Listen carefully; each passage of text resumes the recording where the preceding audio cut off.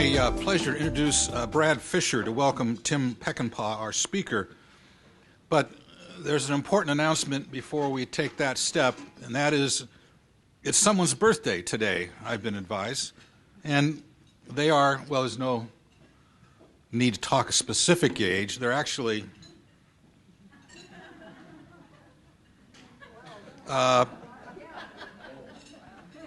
did I leave a few out? Was it? He's 60 years old today. So, Brad, would you come up, and we have a small item.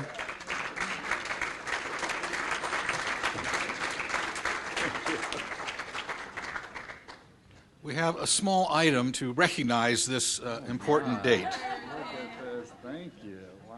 Doesn't that look great? Thank you very much. Appreciate it, Tracy. The podium is yours. Thank you very much. And happy birthday. Thank you very much, Fran. Do we need to sing?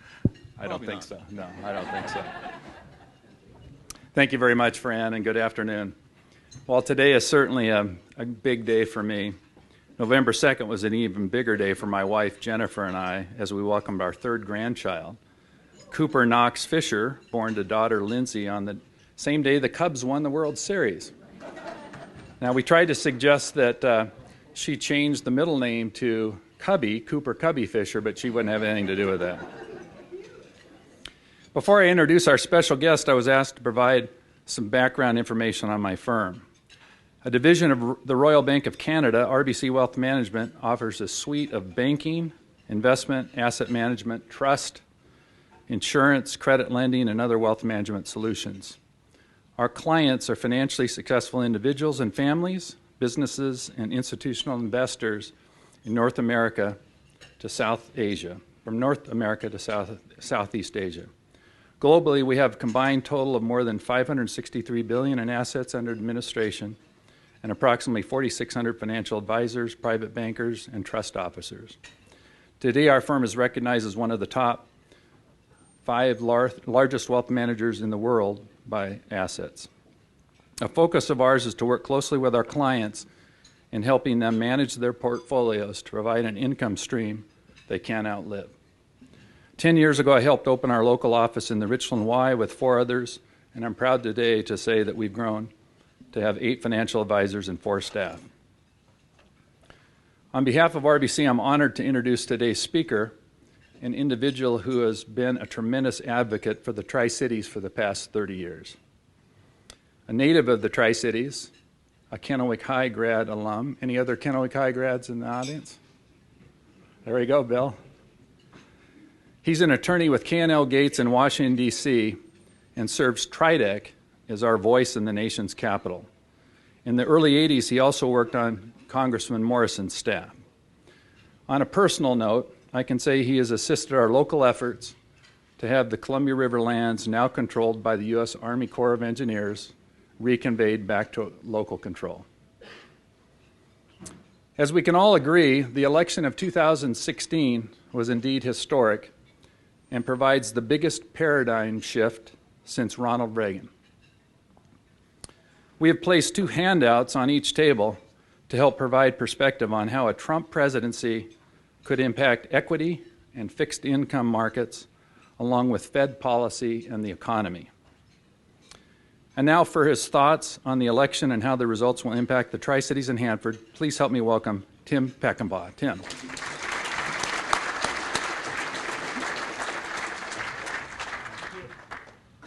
Well, thank you all for coming. I'm quite impressed with the turnout, and I want to thank RBC for sponsoring today's event, the lunch. Brad, your birthday is very fortuitous. Great timing on your part.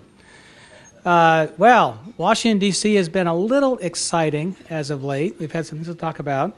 I'm going to walk you through my presentation, and hope we have some time for Q&A afterwards. I wish I had some good answers, though, because it is so bizarre right now in Washington, D.C. All I can do is offer you my best assessment. I can tell you that I got it wrong, as did most folks in Washington, D.C., so you need to evaluate the credibility of my comments based upon that part of it. Okay, big election. I like that term, paradigm shift election we just had in Washington, D.C. So what happened? Well, this happened. And again, hugely surprising. So this is the horse race. Again, this is a compilation of polling data from Real Clear Politics. It aggregates the data, so it's the best polling stuff out there. And it shows you the horse race between Hillary and Trump. Obviously, red line is Trump and blue line is Hillary. So it begins on July 1st with about a 5-point advantage for Hillary. We had the GOP convention, and that gave him a little spurt. He actually pulled ahead at this point. And then some problems began to take place with some of his ill-found comments. There was the Democratic convention, which gave Hillary a nice boost, and she pulls way ahead. It's about an 8-point lead at this point during the late summer. And then, this was a huge unforced error by her, the basket of deplorables comment. And at that point, she began to tumble. Then the first debate takes place, and that steadies the ship for her and allows Trump then to go down a little bit.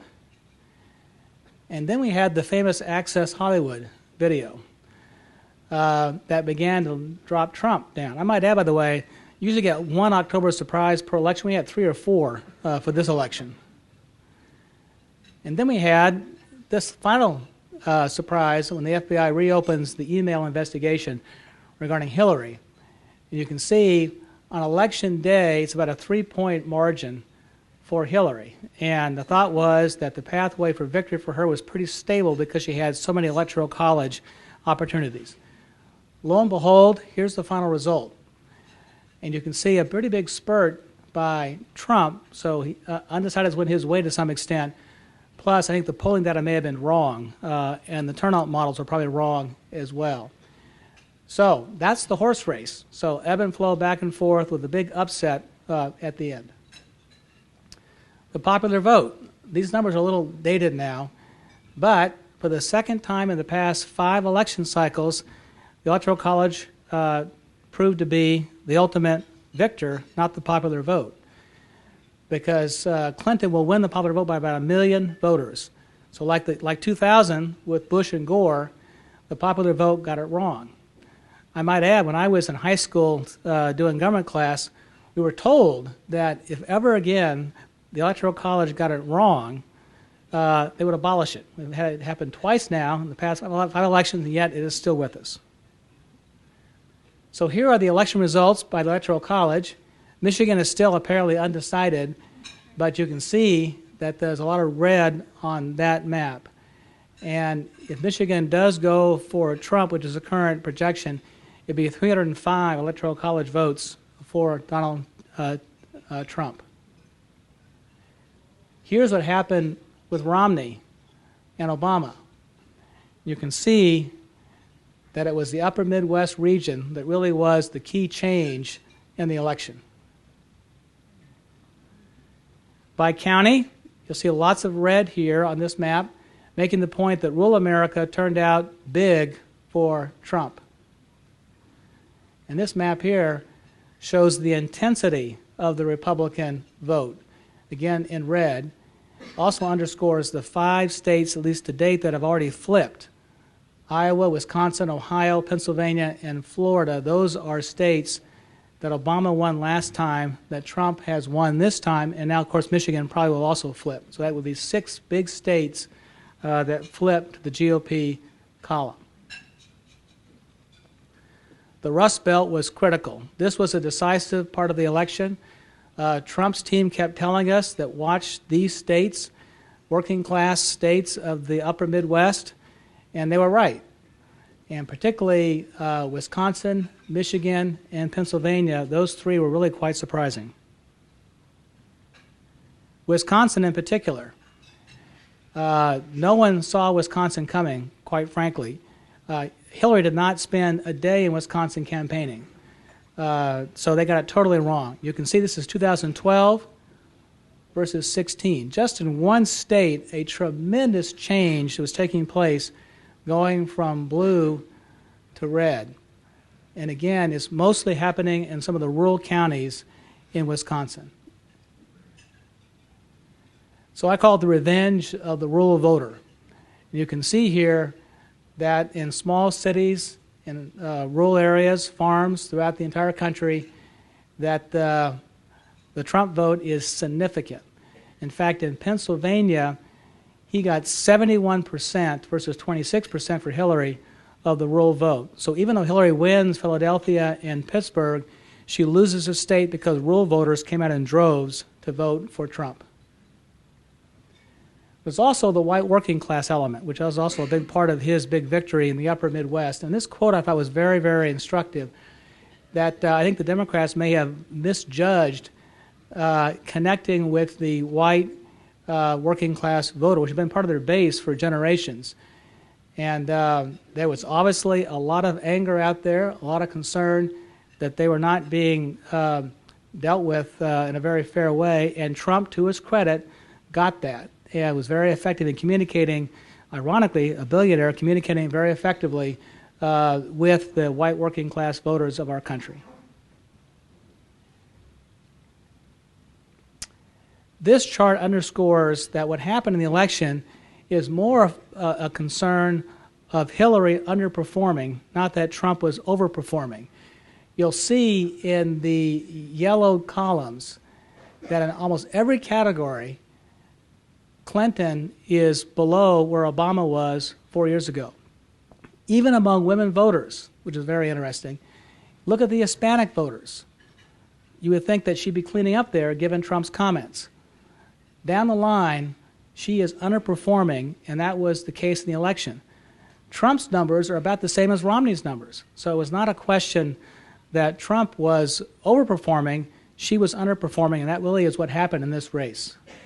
Again, it's impressive that the African American, the Hispanic, and the Asian vote was actually better for Trump or worse for Hillary than it was for Obama 4 years ago. Very surprising. Having said that, Trump's negatives are very high. And he will be inaugurated probably with the highest negatives of any president in modern times, by far. So again, one has to wonder, what does that mean for governing going forward? Now, although Trump indicated that indeed you can still win by getting a strong showing of the white working vote, that may not be a good recipe for the future, because this shows you the trend lines continue, that the white vote is going down.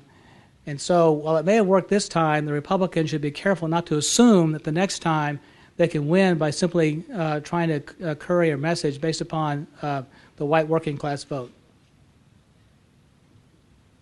Now, going to Congress. A very good night as well for the Republicans in Congress. Only about 6 defeats, net defeats in the House, well below the expectation. In the Senate, we have 1 race left in Louisiana to be decided. We'll likely go Republican. So we'll likely have 52 Republicans in the Senate. That's just 2 down from the 54 they have right now. Again, well beyond expectations for the Republicans in the Senate. And quite frankly, Trump pulled some of these races across the goal line for the Republicans. Here's the map showing the U.S. Senate. You can see a lot of red there because the Republicans were defending more seats than Democrats were in this cycle. And despite that disadvantage, if you will, they performed very well and were able to hold on to a majority in the U.S. Senate. By the way, this map will flip in 18. There'll be a lot more blue seats that the Democrats have to defend next time, which may mean the Republicans may expand their majority next time during the election. Now, closer to home, in Washington State, again, this map underscores the sort of east-west divide in Washington State. But also it makes the point that the Trump factor was not that prevalent in Washington State. It did not get this far west, if you will, because the state performed about what you would expect. Very, very heavy turnout, big win for Hillary statewide, with a huge King County swing in the state. And so we didn't see as much a Trump phenomena in Washington State as you saw, particularly in the upper Midwest. Now, looking at individual races, for Patty Murray was reelected handily, but you'll see in the Tri-City area, Franklin, Benton County, of course, Chris Vance is ahead of her. but the vote in King County is overwhelmingly in her favor, almost 3-1. So it was a very comfortable margin statewide for Patty Murray. Also makes the point, by the way, that we should be very grateful that Patty Murray is very friendly to our region, helping us on key priorities for the Tri-Cities, because quite frankly, she doesn't need us. She can win this race without our support, and she is, quite frankly. I give her great tribute and great credit for being as friendly and as supportive as she has been toward our issues, even though politically she's getting her votes elsewhere in the state. Dan Newhouse, he did quite well. The message here is that he won Benton County and Franklin County by pretty good margins. He actually lost the Tri-Cities 2 years ago. So his campaign approach was to do well in the Tri-Cities. He did. He did very well in Yakima as well. So overall, he won 57-43 roughly. And he appears to be pretty well set up now to have a safe district for the foreseeable future. Okay, so that's the analysis of what happened. What does it mean? What's next in terms of governing in Washington, D.C.?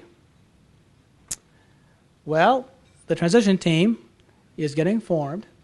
Mike Pence is now the leader of that team. By the way, you can see the website up there, which you can look at if you'd like to get some more details, greatagain.gov. Pence is now leading the transition, really like Palace coup, quite frankly. Chris Christie was the transition chief, but last weekend they changed, and Pence came in now as the leader of the transition. The structure of this transition is in flux. That would be a fair statement. This is the org chart as of last Friday. It has changed a lot since then. I can't even keep up, quite frankly, as to what's going on. It's changing literally by hour because they're putting in some new ethics rules that may exclude a number of individuals being on the team because they are registered lobbyists.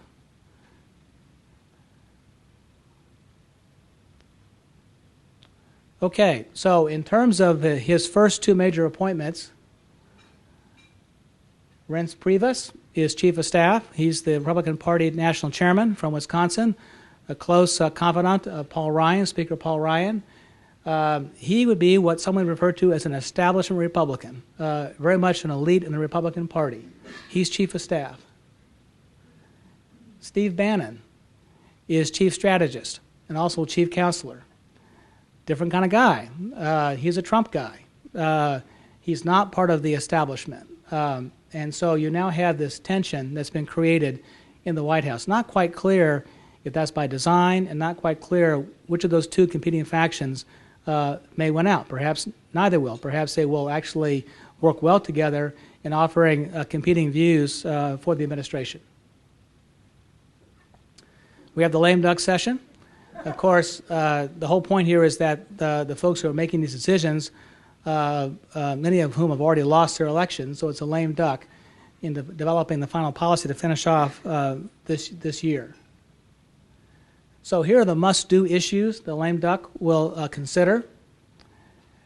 The appropriations bill. There are two scenarios that are listed up there. The most likely, and now probably almost a for sure, is a continuing resolution, a so-called CR, that runs until March of next year. Just sort of kick the can down the road one more time on the appropriations process that would continue all funding, pretty much except for military construction and veterans, at the FY16 levels. The other option is an omnibus appropriations bill or a series of minibus appropriations bills that would complete the FY17 process. The appropriators and many in leadership prefer the second option, but this morning, based upon comments that Paul Ryan made, it appears that option one is now going to be what they're going to do, which is to simply continue federal funding until March 31 of next year.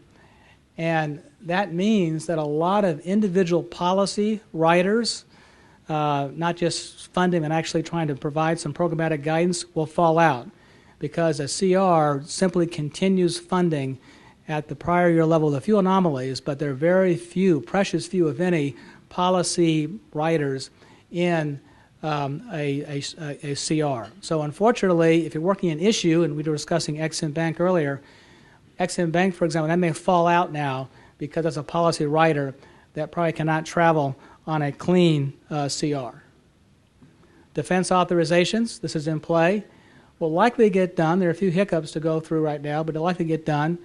And this will include other policy writers, Women in Combat and Draft, and Iran Nuclear, and ISIS and refugees. So those are some of the issues that might be in that bill. Plus, that bill will include, we presume, the Dan Newhouse provision related to having the Army Corps report on studies regarding the transfer of the river shore properties back to the community.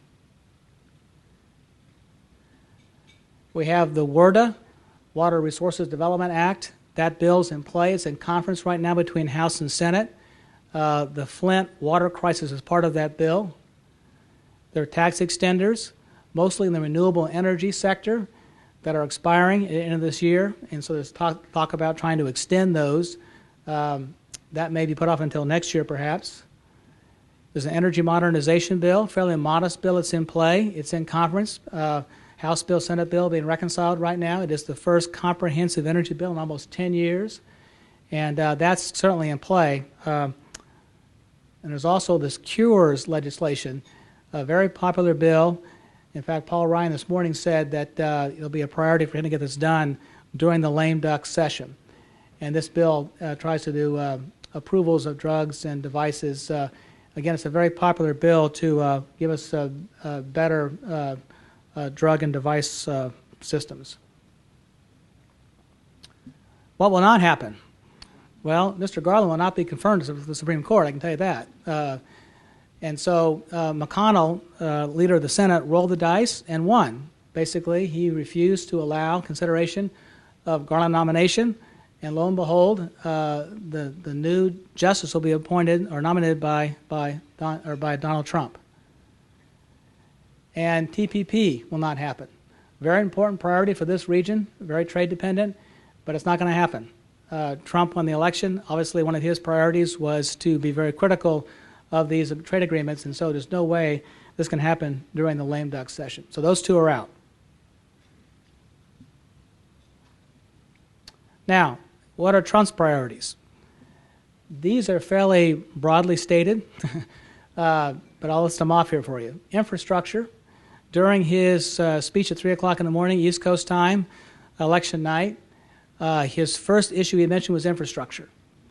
It's bipartisan, but of course the issue is how you pay for it. So that'll be the big discussion. Is it going to be through a series of tax reforms, perhaps trying to repatriate foreign overseas tax income, or perhaps through using private sector participation? Healthcare, Obamacare, ACA, repeal and replace is definitely coming. There'll be a big discussion as what you leave in Obamacare. Certainly pre-existing may stay, and allowing kids to stay in parents' policy through 26 may stay. Budget reconciliation would be the vehicle for trying to repeal and replace the Obamacare statute. We'll discuss it in a second. Tax reform. A perennial priority, but the stars align quite nicely for it to actually happen next year. The philosophy is to have lower rates and to simplify the tax code and to have corporate tax reform, because right now we're not very competitive overseas because of our Byzantine and very high corporate tax rates. Immigration, border security, clearly a priority, the so-called wall, and also some limited deportations focused mostly on, at least initially, on drug dealers and criminals. Regulatory relief. The whole point here is that regs that are already in the pipeline will be frozen and suspended, and then new regulations might be repealed using the Congressional Review Act, which has not been used very much.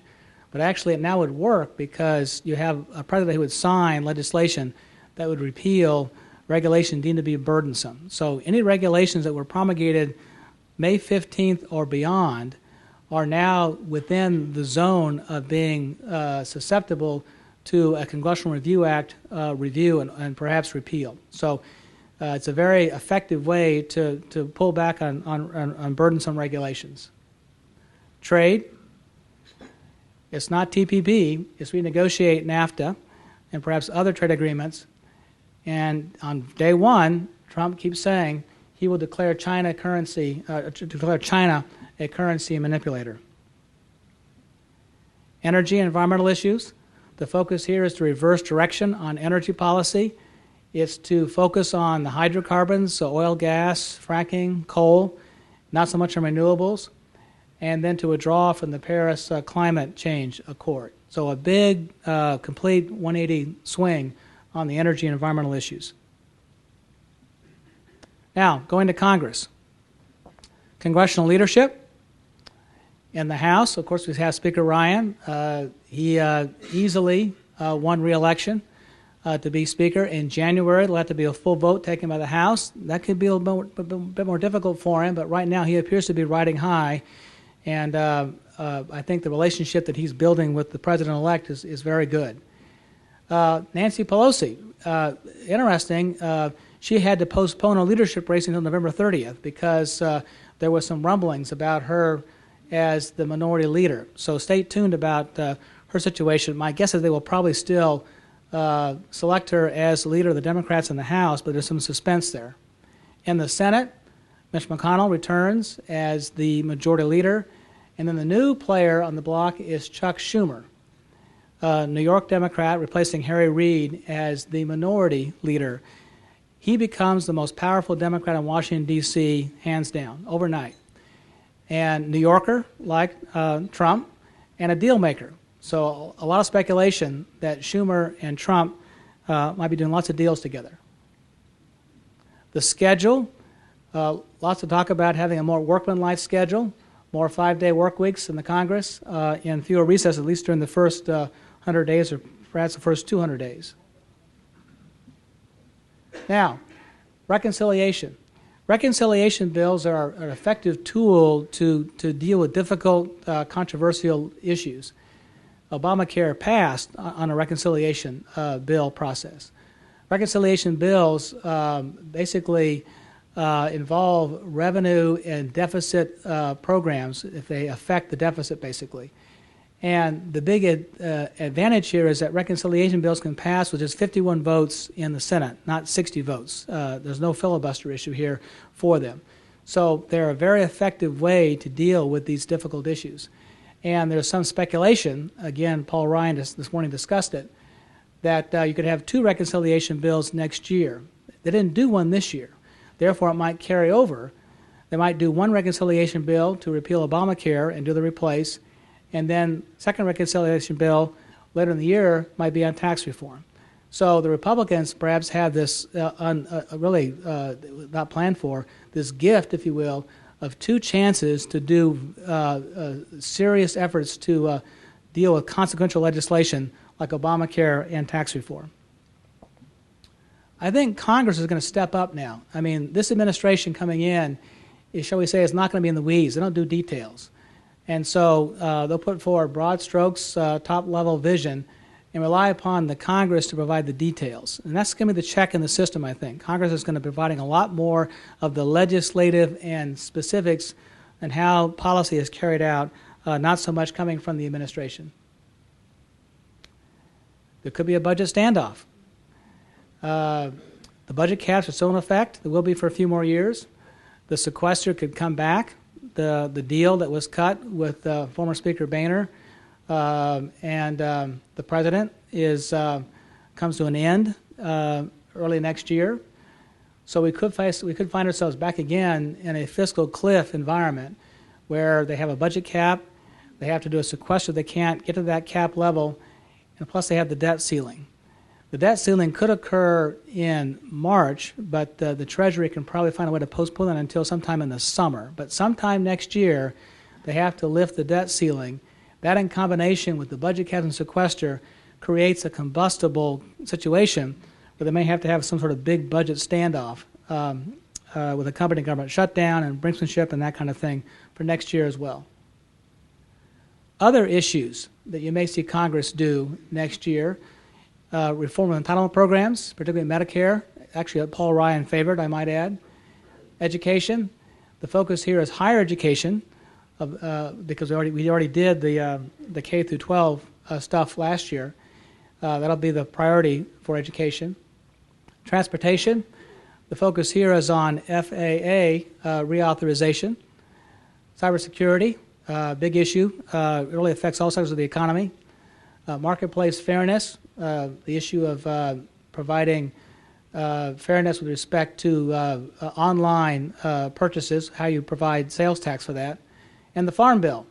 It's not really expires until 18, but they will probably start work next year on doing a new Farm Bill. So those issues as well are the ones you may see as congressional priorities next year. Your congressional players. Patty Murray. I wrote this slide this weekend. It says may retain. She will retain the ranking position on the so-called HELP committee. That is the Health, Education, Labor, and Pensions Committee. The Appropriations Committee was an option for her, but Senator Leahy, who is much more senior, chose that committee, I believe, just yesterday. And so she will stay as ranking on the HELP committee. On Appropriations still, very senior member of that committee, Energy and Water Approps, which is the key subcommittee for this area, will likely also be one of her assignments. And then Senate leadership. She has moved up in leadership. There was a potential fight between her and Dick Durbin, who is the number 2 guy in leadership, and I think Chuck Schumer was a very effective in trying to neutralize that fight by creating a new leadership position that now is called the assistant leader, which Patty Murray will now hold. So she has moved up in leadership as well. Her stock is definitely rising. Maria Cantwell, she remains the ranking Democrat on the Energy Natural Resources Committee, a very important committee, obviously, for this region and for the entire state. Also senior on the Finance Committee, which does tax and trade issues. And so if they do a big tax bill next year, she'll be front and center on that one as well. Dan Newhouse, again reelected comfortably, is on Rules Committee. I call it the portal to the entire process of the Congress. Very powerful committees, I'm sure Doc would acknowledge. Hard to explain sometimes to constituents, but it is a very good place to be because it gives you tremendous leverage in the process. All major bills come through that committee on the way to the House floor. He also serves on Agriculture and Natural Resources, so an excellent lineup of committees for Dan Newhouse as well. Okay, some issues, just to close out, some big issues for the Tri-Cities. New DOE leadership. I've been asked this question this morning several times. I got no idea who the new secretary is going to be. My guess is it'll be somebody who is from the oil and gas industry, or at least has that point of view. Harold Hamm, who is a billionaire oil executive from Oklahoma City, is a confidant of Trump.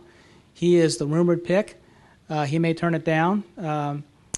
Congressman Kevin Cramer of North Dakota is also a possibility. He was an early Trump supporter, and he's very focused on fracking and the shale plays in North Dakota. So again, that makes a point that I think DOE is going to go away from Steve Chu, away from Ernie Moniz, who were sort of science and nuclear people, and focus a lot more on hydrocarbons. Hanford cleanup, huge priority for this region. The concern here, quite frankly, is that the Trump team, I would guess, is probably not aware of the Hanford cleanup issue. A lot of money is being spent in the entire cleanup program countrywide. A real concern that we may have to re-educate the Trump team that this program is very valuable, and you simply can't walk away from your responsibilities to do cleanup of these sites. I recall, and I'm sure Doc recalls very well, when he came into office, when Newt Gingrich was Speaker, there was a time period to reevaluate these programs.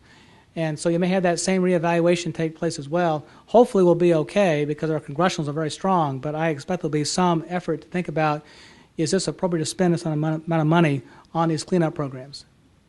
The laboratory, it is still the future for this region. We are very lucky to have a wonderful laboratory that provides excellent scientific diversity, does great research and good spinoffs for our community. Yucca Mountain, it's back. Was a hiatus there during Obama and Harry Reid, but it's back. This region should take some credit for keeping Yucca Mountain alive through legal action. And so if they can provide new appropriations, they can get Yucca back on a licensing platform. It is the law of the land, after all, and very important for this region because, of course, the Hanford waste would go to Yucca Mountain. The dams on the Snake River, the issue is also back. It had been around when I was on Capitol Hill a long time ago, but they have renewed efforts to evaluate various environmental issues in connection with protecting the river and the dams, and now it's back under discussion. There's been recent hearings just the past few days here in the Tri-Cities and Spokane. River Shore transfer, discussed by Brad earlier. This is a new issue we're working on very aggressively in Washington, D.C. Army Corps and the Trump team might be a little different in how they look at the issue. I think we'll be very focused on trying to find a way to lay out a platform and a process for the transfer of that property. Agribusiness. That is a huge economic sector here in the Tri-Cities, getting bigger every day. And so focusing on trying to protect the sector and grow the sector is to our benefit. I'm always impressed coming back here that there's been tremendous growth in the agribusiness sector. So efforts to deal with trade, commerce, and providing support for the sector, I think, is really critical for our economic future in the region. And that's it. I want to thank you all for your time and being very patient with me. I think we have time for questions, and I would love to respond to hopefully all of your easy questions first. Well, that's a fair question. In fact, I think part of the intrigue right now in the transition effort is focus on an issue. How do you pay for all of these Trump initiatives? You know, the wall and certainly the the infrastructure programs. In fact, I've been told by our sources that part of the coup, if you will, that took place was conservative Republicans who were concerned about how you pay for all of this. And they were trying to put in their team, if you will, who are more focused on not just throwing money out there in infrastructure, for example, but developing the pay-fors, which include involving the private sector, finding private capital, and then using tax reform as a way to pay for it all. That's a big issue right now. I don't think that the Trump team initially had thought that much about, quite frankly, how to pay for all of this. But I think the Republicans are seeing now we have to be careful here because we want to maintain our core principles, which are not to increase the deficit and to ensure that we minimize federal spending. And so I think you're actually seeing that as a critical issue that's tipping the transition, causing some flux and a little bit of uncertainty on that very issue. And hard to say where it's all going to play out. My guess would be, since you've got Republicans that run the appropriations committees and the budget committees, that there'll probably be a more heightened focus on how to pay for this and minimize the deficit and federal spending issues, perhaps more so than Trump initially thought. Yes? Well, it's in play. I mean, the fact that Trump is the new president-elect puts the issue in play because he would probably sign it. And it's been talked about as a way to make, again, some of those burdensome regulations from Dodd-Frank not as burdensome, not as hurtful for industry, particularly small business. So yeah, it's definitely in play. It's under consideration. There'll probably be a sea change in committees of jurisdiction. There's new chairmen that are looking at these issues. Senator Mike Crapo from neighboring Idaho will now chair the Senate Committee of Jurisdiction. And on the House side, Jeb Henseling, who is the current chairman, is rumored as a Treasury Secretary. So if that happens, then that would change that committee. So you may have some new players looking at this issue as well, which may actually create even more incentive to change out some of the Dodd-Frank provisions. At DOE? Well, technically they change on day one. So he's inaugurated on our Friday. So on Monday there will be new political appointees will literally be airdropped into DOE. And so it's pretty instantaneous. You're going to have a change. The secretary will not likely be confirmed by in January is my guess. I mean, I could be wrong about that, but my guess is they probably have other cabinet positions in place first. So there might be a period where the career people will be in charge, but they'll have political appointees that will be sort of overseeing DOE, which means you're going to have a period probably of suspended animation, not much activity going on, as they wait for the new secretary to be sworn in at the Department of Energy. It might be a month or two. It just depends if they get a candidate that they feel they can get confirmed very fast in the U.S. Senate. But it's going to happen pretty fast, and you'll have a new secretary and new philosophy at DOE and throughout the entire administration, certainly by the first quarter of next year. Any other questions? All right. Well, thank you so much, Tim. Thank you.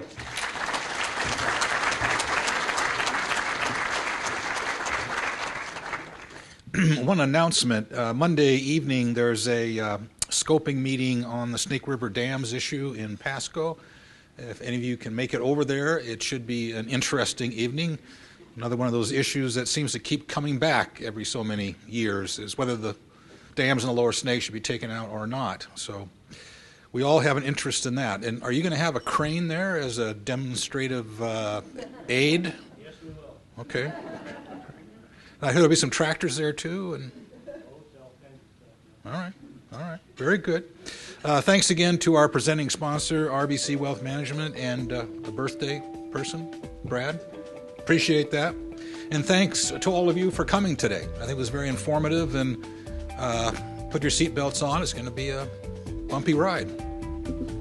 Thank you, and have a great day.